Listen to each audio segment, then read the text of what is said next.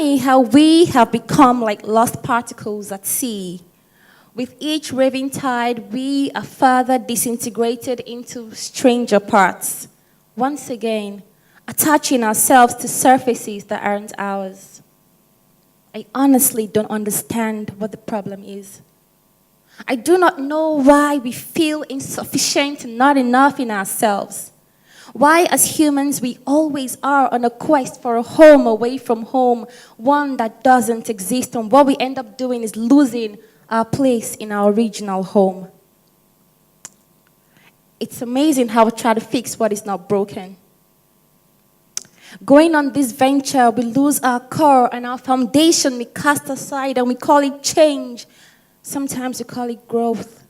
Sometimes we say it's the millennials. Sometimes we say it's rebranding. Whatever we call it, all we have become is a horde to a system that seeks to further destroy beautifully aligned parts of us that have been made by the ultimate sculptor himself.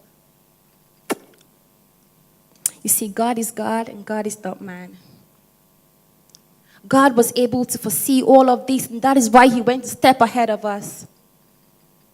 He saw this unusual quest for a perfection that doesn't exist, and what he did was to, in each design, create a perfect imperfection.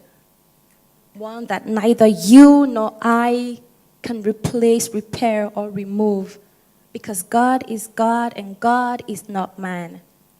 So when he says, "Come as you are," he's not talking about this robotically designed part of you that has been made possible by some application.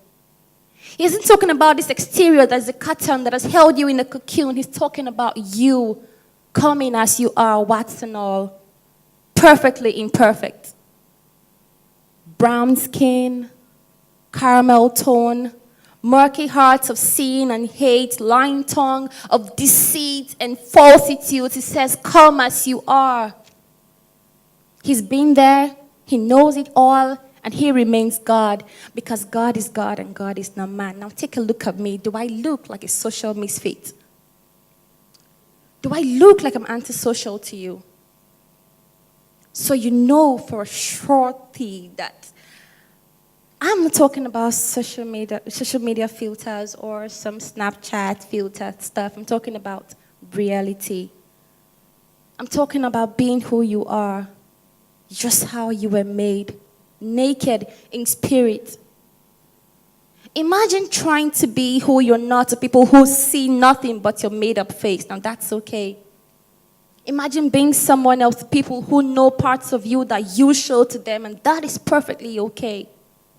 But you want to do that with God? You want to be fake with God? Does it even make sense to you? Of course it doesn't. Why be who you're not? Why try to outsmart someone who knows more than you know, who's taught you all that you know and you ever will know? I'm going to end by saying that for those of us who have expensive gadgets, we know that when your gadget has got some kind of malfunction, you take it straight to the manufacturers for a permanent fix. I mean, that's the smartest thing to do. So like your iPad, like your MacBook, like your sleek Mercedes, when you need a fix, when you don't need a fix, when you have a problem, when you don't have a problem, just go to God. He's the only manufacturer with eternity for warranty, with no added cost or charge.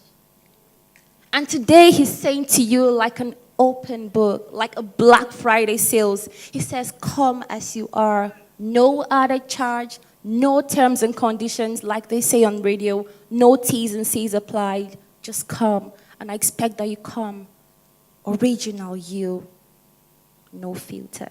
Thank you.